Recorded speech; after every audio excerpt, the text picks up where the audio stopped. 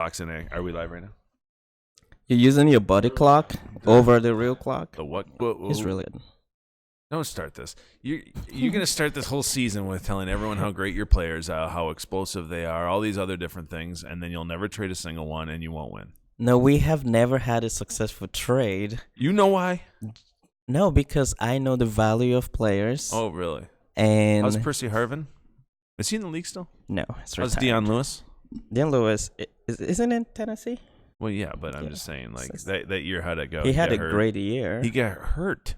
In the playoffs? Like, no, that year when you had Dion Lewis and you kept telling me how amazing he was, and I tried to trade for him. That was the year I went almost undefeated in the... Did you win? In the regular season. In the regular season? Congrats on going undefeated in the regular season. I lost a fluke game in the playoffs. All fantasy games are fluke. No, they're not fluke. They're not fluke if you know what you're doing. How many championships you win? This year's championship will be my first at Labs. I've won every other fantasy with... Yeah, I've won every other one. What do you mean every other one? You've never won any with us. I won basketball, NCAA, whatever. To be clear about the basketball one, it was you versus nobody. No. Everyone quit like halfway through. Because I was dominating. That's not why.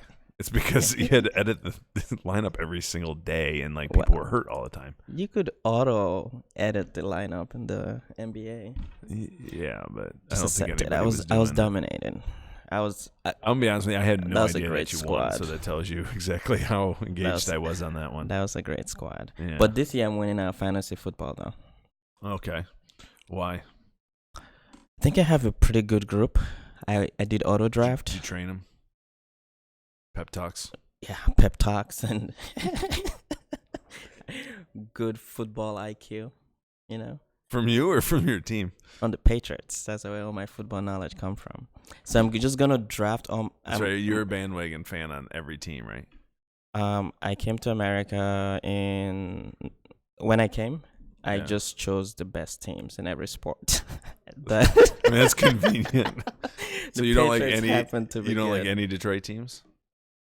I mean, first year Detroit got swept by the San Francisco Giants in the World Series in the Tigers. Yeah. The Pistons have never been good since I've been here. I like them, but I don't root for them. Well, I root for them, but I don't like root for them. For in basketball? I root for LeBron. Any team he's playing in. Yeah. Basically.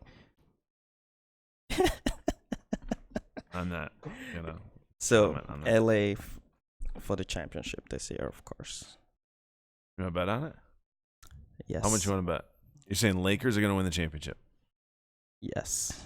Okay. If they do come out of the West, they win it. Well, no. Okay, yes. You just said the Lakers are going to win the championship, and then you put like a couple qualifiers on there. No qualifiers, yes. So Lakers are going to win the championship. How much do you want to bet? That's a rough one. We'll pick a number. 50? 50? 50? Huh? Dinner? Oh. No. That means I got to hang out with them after this. So we got to keep it we got to keep it strictly business, and it's $50, and then everyone's fine. Does it hold even if injuries happen? Yeah, how would it not? Why are there why are there all these different things that come into play? You just bet it doesn't matter. It's on live. Because it's on YouTube. You bet. Okay. It's in the it's $50, and we'll actually LA for the chip. Put another ring on LeBron. Yeah. The chip. The chip. Chip or the ship? It's the ship, isn't it? No. It's the chip. Champion chip. Oh. This episode sponsored by Doritos. It's the ship. I've always heard chip though. There's no C in the middle. There's an S. True. I'm gonna look this up after the show. You don't believe me? I feel like my brain has been working incorrectly for a while. It is the chip. All right, I think we're ready to go actual live because it's 4 minutes after on our clock, which means it's 5 minutes after on the real clock, right, Dave? Yeah, but our clock up here is not right. Yep. But first, though, and Jacqueline's gonna get mad at me. First, I wanted to mention before we kick off the news and all, congratulations on 40 under 40, Crain's Detroit. Oh, thank you. That's pretty cool. Thank you. I appreciate Congrats. it. Did you see my fancy photo? That photo was great. It was elegant. I was like, congratulations, Dan, but also great photo. We don't even need to congrats. We can just look at the photo. We're gonna get an oil painting of it, and I'm gonna give it to you for your house. I would put it up. Would you? Really? I have no pictures right now. Oh, a gold framed oil painting of me in your home. I will come and check that out. All right, welcome back to Labs Live. I'm Dan, your host, with my co-host Tobi, who's enjoying crystallized lemon drink, which is, I don't understand delicious. Why you do that. This is the only live show in Detroit at 3 p.m. at our office. Yeah, Detroit to the world. Yes. Detroit to the world. Tobi likes to say, don't forget to go and subscribe. Hit the bell icon to be notified, because then you know when we either upload a normal recorded video or you know when we start a live stream, and that's really important, and you're going to want to do that. After the show, you can see a recording of this on our channel, which if you watch the whole thing, you probably don't want to watch the recording. Tobi likes a little post-game footage. Everybody watches videos more than once. That's how videos get like millions of views. You just watch it again. I don't know if I buy that. But you can tell your friends at least to go and watch it recorded, and then you can subscribe, or they can subscribe, which is great. There is a chat room, and Dave is moderating that. And if there is a question that is good, he will ask it on air, and then Tobi will answer it. No matter what it is, Tobi will answer the question. So that's great. Bring it on. Challenge accepted. Yes, I will answer it. Dave? Tobi's going to answer anything comes up. Okay.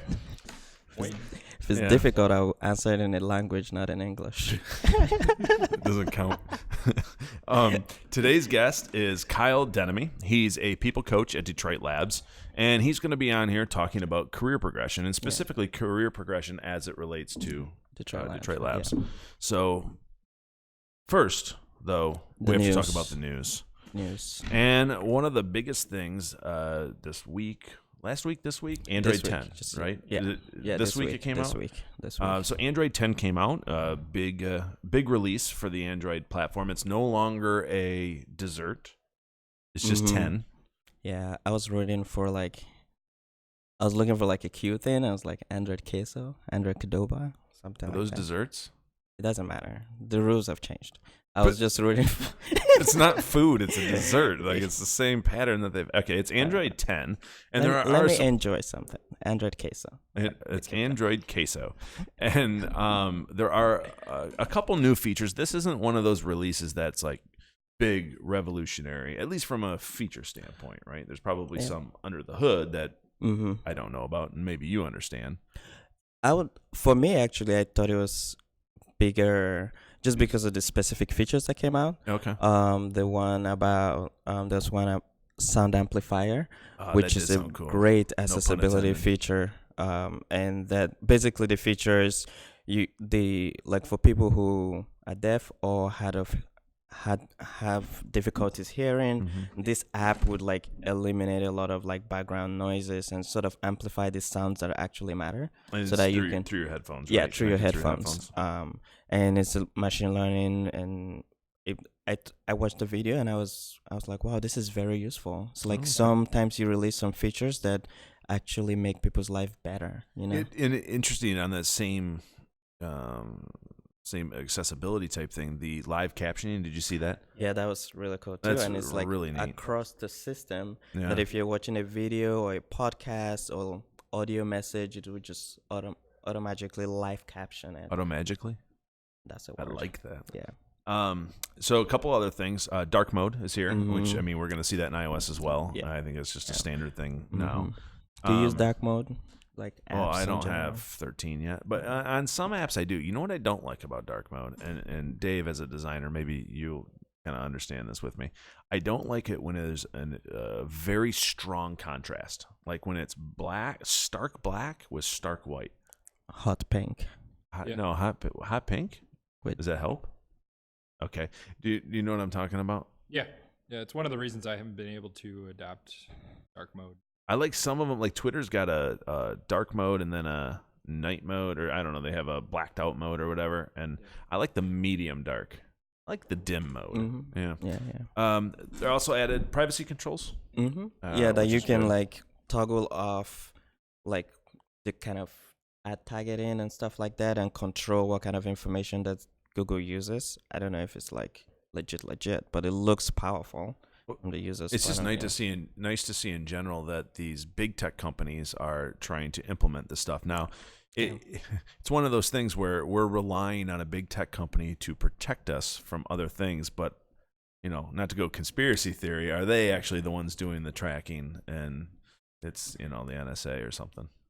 Don't say anything. Yeah. The other thing that I Just thought smile and just nod. smile and nod. The other thing that I thought was really interesting was Family Link. So a lot of times Apple gets a lot of heat for, I don't know, stealing features from Android. Every artist steals. Every artist. Okay. But go on. Oh, okay. Every great artist. But go on. Sorry. Okay. But it looks like, and this time around, Family Link, it's essentially what parental controls were in screen time in iOS, which, I mean, by the way, my kid has an iPad, and it is a wonderful, wonderful feature, and I think any parent out there knows how great it is. So it's nice to see that that's coming to Android. It's also nice to see that something that was implemented first in iOS is coming down to Android. So normally Android's the leader in features. I think now they just like borrow from each other, and we win. The consumer wins. Anytime there's competition, the consumer wins, right? Lowers prices, although that doesn't really happen in that world, but it at least brings out new features that are great. Every phone starts from $1,000. What? Every phone starts from $1,000 now. Oh, yeah, I know. It's just nice to see that some of these, I kind of said when we started that I didn't think this was a big release. It's not flashy, but it's like, these are useful. impactful. It's useful. Very useful. Yeah. So the same kind of thing, iPhone event is September 10th. That's like on Monday, is it? Tuesday? Dave, when's September Tuesday. 10th? Tuesday? Taco Tuesday. Taco Tuesday. Kyle put up a 2 for Tuesday. It worked really well. Oh, that's It's smooth. like the second day of the work week. Wow. So what obviously they're going to announce phones that time of year. Yeah, and it's going to be 10 times better than the previous phone. Well, 10 times. I don't know about that. It's 0.5 times better. It's going to have an extra camera lens and probably nothing else. Yeah, but I am holding on hope for like a random device that Apple will release. Like what? Like maybe like an AR glass or something that is different from a phone. I just want something. So something that like you would wear. So we were talking before we went on, and I didn't understand the whole Google Glass was interesting, but it never took off. A, it looks ridiculous. B, trying to figure out what looks matter when you're putting on glasses, man. True. So for the culture. For the culture. Anyways, it threw me off. But you were talking about a couple different use cases for glasses that actually make sense. Yeah, like I don't expect it to be like an always on device personally. Like, so maybe you want, maybe like a mechanic, for example, you want like a more detailed or a different perspective of looking at like a machine, and you can put it on and like have it on the board. Or for me, selfishly, chess, if I would like to play chess game that is just everything like comes back to chess. Yeah, everything. Life is chess. But I like the textbook. You said a textbook like one too. I thought that was really interesting. You're reading a book, and you can maybe like a biology student reading a book about like this organism, and you can put on these glasses and see it in a different, like more detailed view kind of thing. I think it would be cool. I don't expect it to be like to be rolling through notifications all day. I don't like notifications. So. Do you use notifications on your phone? No. How do you know if I'm calling you or texting you or emailing you? Calls, yes. iMessage, yes. Every other thing, no. I only go to apps. What if I Slack you? You don't know if I'm slacking you?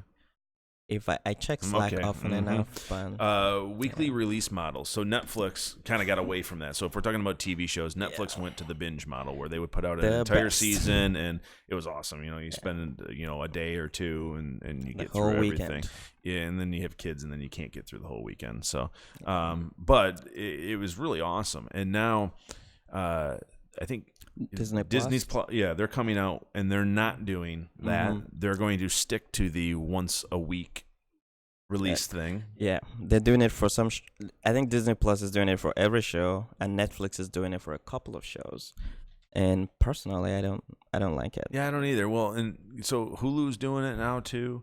Although Hulu, I read that Hulu does 3 episodes and then it's one every week. HBO's a little different because they're tied to actual broadcast schedule. Yeah. But Dave, you said that you like the every week type thing. Oh, Dave. You're walking it back a little bit. He got a lot of heat. All right, so I was a bachelor for the past 5 weeks and binged like 7 seasons of a couple different shows. So like, I certainly appreciate binging. Yeah. But I also appreciate the anticipation of a show I really enjoy. Okay. All right. Well, Yeah. each their own. Now TikTok. Last story here. TikTok. The NFL did a deal with it. I installed it once on my phone. I got a lot of briefly.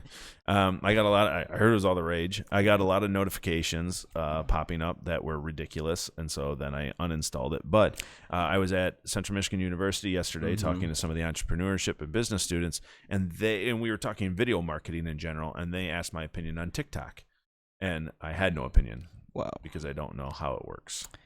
Yeah. You like it though, don't you? I like it because I'm young. But Ouch. I don't use it as often. But basically, TikTok used to be. I've won the fantasy football league. You want to start saying defense win championships too? Go ahead, TikTok, go. So actually, there's this app called Musical.ly. Yeah, 2 years ago. Yeah, I knew that one. So ByteDance, I think that's the name of the company that owns TikTok. They bought Musical.ly and then just rebranded it and merged their app into it. Oh. So Musical.ly is basically TikTok. It's not like Verizon behind the scenes desperately trying to get a content platform, right? Like Go90. No, this is from China. Oh. Yeah, okay. this is a Chinese company. Even Musical.ly was headquarters in Shanghai, and they just targeted teenagers, basically. So you think this is a platform that's going to be around for a while? It's like Vine. It's cool, and the owners have money. Yeah, but Vine died. Well, Vine died because Twitter. the company who owned it did not manage it well. But it will be around, but I don't know if it's something that is going to be like Instagram or Facebook or something like that. All right, well, that's the news. So now let's move on. It means you got to move over there, and Kyle Denomme is coming in, a people coach at Detroit Labs, and we're going to talk about Dave's applauding, and we're going to talk about career progression at Detroit Labs. But first, Kyle, welcome. Thank you very much. Thanks for having me. And It's what going to be fun. does people coach mean? It's a great question. I know. Go ahead. Yeah. So a people coach is basically a person who will handle things like career progression and trying to make sure that people here feel supported as they grow their careers at Detroit Labs. The idea comes from a coaching model where it's like 2 people are working in the same direction or have the same action forward. So it's really a collaborative experience. Okay. And so I think in a typical company that is probably some type of either middle manager or HR role. And where are you in that spectrum? Is it like a little mix of both type of things? Like you're doing reviews, but is there an HR piece to that too? Yeah. So I think the word middle manager is not the best. It's a brutal word. For it. Yeah. I wasn't calling you one. Thank you. Thank you. I do not want to have to buy a Sebring. If you do well, you get a convertible. Yeah, that might. Now we're talking. Yeah. Convertibles are quite nice. Yeah, I don't know. They're slow. I've ahead. driven them in Florida a few times, and it is never a bad rental. Oh god, you just sweat the entire time. I was gonna say They're very unfortunate. But you see this hair. I mean, that's get a little, wind in that hair. This is nice flow. It's on. Yeah. It's on. Post on TikTok. Yeah. No. Looping videos. I'm not with TikTok. No, Instagram. He's old It's for too. young Yeah, folks. yeah, that's right. I get it. So where kind of a coach comes in. So in terms of, how labs, we don't really do the manager relationship. So this is really something where I will meet with somebody like Tobi and really try to understand the values and what they want to focus on as part of their career progression. So someone like Tobi, who started out as a developer and jumped into the sales engineer role, that's him sharing with whoever, with his leaderships or some mentor, hey, this is some interest of mine, and then them creating some sort of plan that helps get Tobi to where he can contribute in a way that he wants to. So your role's new, how, a year? Not even. Yeah. So Not even. I started out in March. Okay. So I'm not good at math, but I think we'll say a couple months. It's not a year. So if we we rewind the clock a little bit. Yeah. How did this all get started? Great question. So at Labs, we do engagement surveys quarterly. Okay. Those surveys, we take a lot of stake in them. So one of the things that came out of those surveys was some folks had felt that there was a level of their career plateauing. Like they got up to speed and they were contributing on projects, but they really didn't understand quite where they wanted to go next with their career. And because at the time, Labs, we were mainly project teams. So you have these roles like delivery lead, developer, QA, and designer, but it's not really from a hierarchical standpoint, right? Gotcha. So folks were kind of looking for, how do I start to grow these skills and provide value to the company or my project team and to our clients as well. So we started to hear this feedback through these engagement surveys and put together work groups. So there was one work group that specifically focused on the career development. And then that group we called the Snowflake group or the Tiers group. And then there was another group that was specific to people ops. And Snowflake, that's an actual model, though, That is a right? model. Okay. Yeah. That is something that Medium, the company, created. And we kind of adopted some of that and made it work for our team. Gotcha. So when you say a work group for people ops, like what does that mean? Yeah. So we went back out to the company and said, hey, we are seeing this feedback. Who are some people that might be interested in trying to solve these problems? So we, worked with the folks that kind of raised their hand and said, hey, I'm interested in being a part of this work group. And then they started meeting and started forming these things. So one group worked on that Snowflake model. And really, it's not just the Snowflake model, but really it's a rubric for what we value here at Labs, so that when someone comes into their review, they understand, what we're looking for from them, so that they can base, their year off of these 12 categories we've identified as being important. For the people ops group, it was really trying to identify, hey, who is this person that might be able to help support people as they go through their career progression, and they came up with a role called people coach.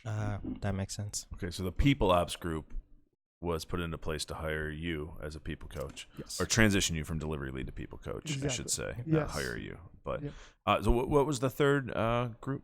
The third group, I believe, specifically focused on interview prep. So they were a little bit separate, but that was one thing that we started seeing was some people wanted to have more support in being prepared to give people who are coming for opportunities at Detroit Labs a good experience within their interview. And a big piece of this, so from a Detroit Labs standpoint, we largely didn't have titles. It was an organization where it was very clear how you get from apprentice or intern to junior developer to mid-tier developer, but then then it gets hard, and Cahalan actually has a great speech Great about talk. the The middle bits or something? bits, muddling through the middle bits. I muddling think. through the middle bits. Yeah, it's that struggle of once you get to that mid-tier, how difficult it is, because and specifically at Detroit Labs and maybe other companies from a software development standpoint experience it too.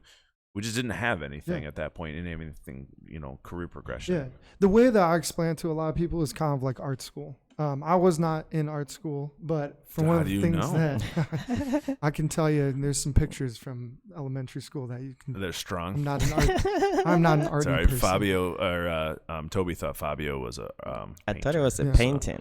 Yeah, a painting. He I'm was sorry, a yeah. painter. Yeah. I was like, he was going through the pictures. I was like, it looks like someone was learning how to paint, and this was the progression. Oh, got you. Yeah, and the Yeah. final picture was like, Was Fabio. yeah, Fabio. It was an ad for I Can't Believe It's Not Butter. Yes. That was exactly. the final painting. Go ahead. But yeah, to go back to that art analogy, it's kind of like in the beginning of art school, you kind of learn the rules and start to understand the basics of art, similar to if you were an apprentice or somebody just starting out in a career.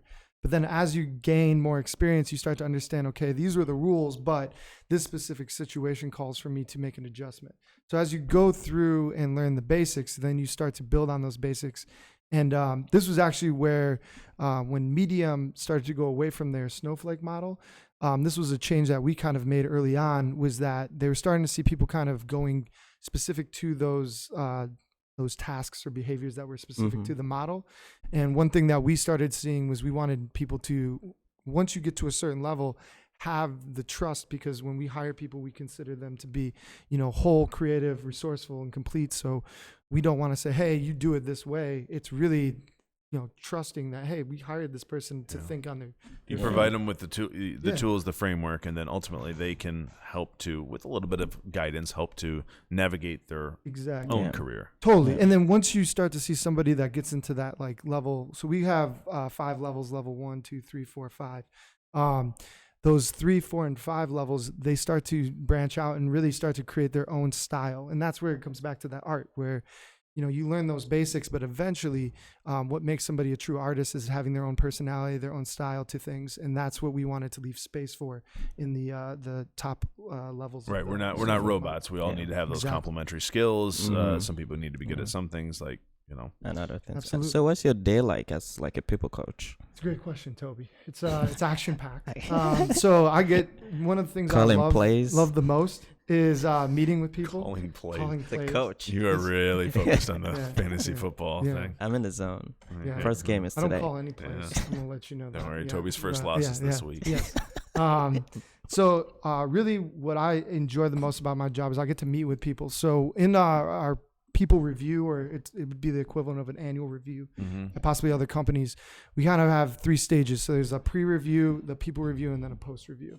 Okay. In the pre-review meetings, which is what I spend a lot of my time on, is I get to meet with a person. They've kind of brought together all their materials for their review, and we really start to polish. But in there, you start to see, I ask them a lot of questions around like, how do you do this? Why do you do this? And the big idea is trying to identify that value. Yeah. The reason why that value is important is A, it feels really good when you identify it. Sure. But 2, it helps bring the perspective of what makes you unique and what brings what you bring to the table as somebody who works at Detroit Labs. And when we get to start to identify that, we find that it's very empowering.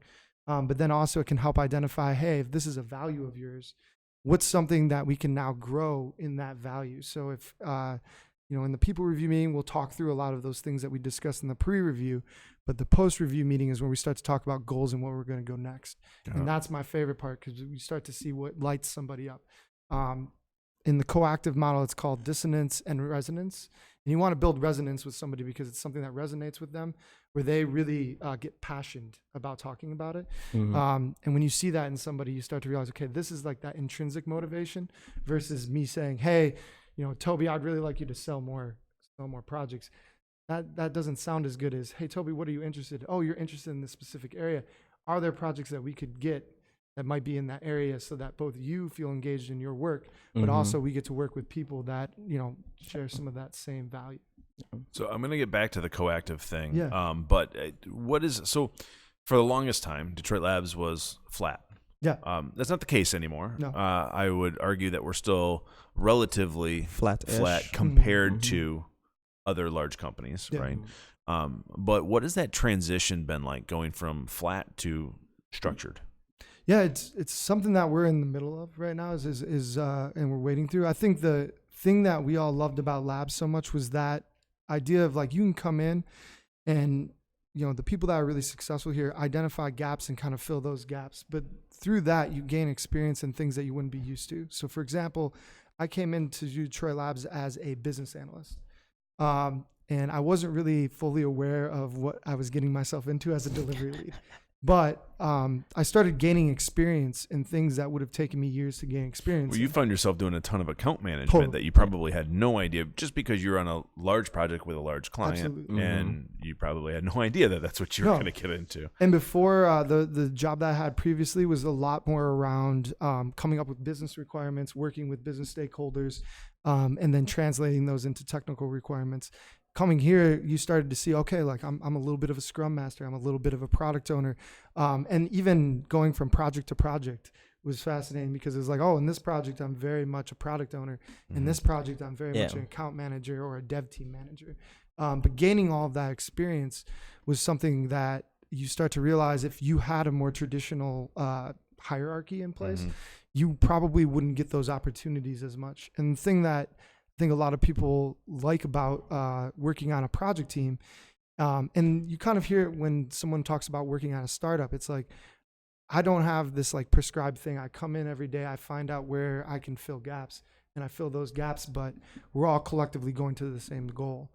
Well, it seems like, that there's a during this transition going from flat to a little bit more structured, it's trying not to lose some of that ability to be able to find, like Tobi, for instance, developer, iOS, right? Yeah, iOS. And you had a passion for business. You're a businessman. Indeed. And you had a passion for that. And you started doing a mentorship. And then ultimately now you're a sales engineer, and you're even doing some very traditional sales and business type stuff that's happening. And we want to try to keep that culture, at the same time providing some guidance to folks that don't really know where they want to go next. They may want to do something, but it's just not there yet. No, and wading through that ambiguity can both be super empowering, but also very frustrating, because there's a lot more that goes into your self-discipline and being able to like manage your own career. But one of the things that I really like about the people review process is that you get this time to be able to reflect on that. So as you're going through all these contributions, one of the main reasons I ask these questions of, why do you do that? What value do you see in that? Is because the people starts to open eyes to, okay, me going to just stand up, like, okay, that's great that you routinely attend something. But when you start to talk about like, well, what do you do to prepare for stand up? And someone starts to talk about, oh, well, I look through the cards and then I try to figure out which cards may have been stuck for a little while. And then I bring those cards up to the team and try to, get a shared understanding about what needs to be prioritized for that day. But all of that, you start to see this person light up about, hey, this day to day, these are contributions I'm feeling that are way more than just attending a meeting, but it's more about what that meeting has and the value that comes out of that meeting. And then over time, if you're looking back at those things, you can really see that growth that you had that you maybe wouldn't have gotten somewhere where there's more of someone telling you to do things, because you wouldn't have that type of view of, okay, where's the gaps? I need to fill those gaps today. So let me start, plugging myself where I can. Yeah. And anecdotally, like we had a meeting once, and like the reflection part was actually my favorite part, because it really gave you like a step back to see like the meaning about why you do what you do every day. And I think there was a lot of growth from like taking a step back and like, oh, why did I do this and this, and what are the themes in here?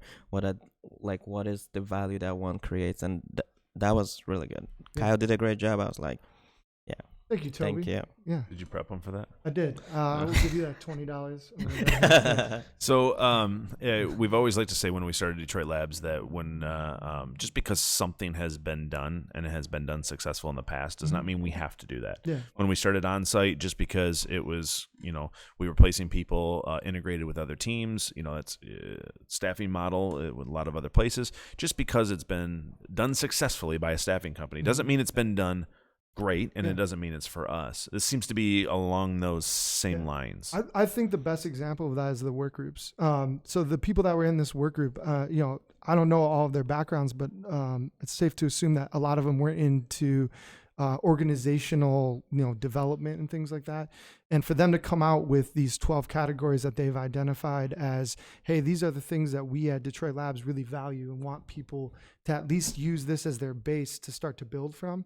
I thought that was a really impressive thing to be able to come out of 9 months. And, as somebody who's now, kind of taking what they've given me and trying to alter it, because when it was done in that work group, they didn't necessarily get the opportunity to test it in their market.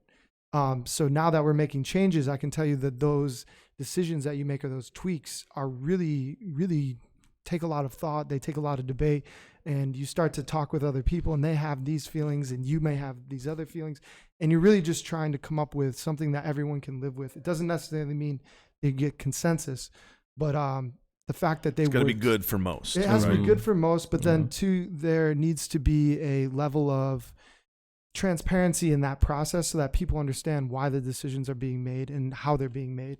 But to have those 2 work groups and 3 work groups work in those, with very little, actual experience, where, some people go to school for master's degrees to be able to do what a lot of those folks did. I thought that was a really impressive thing.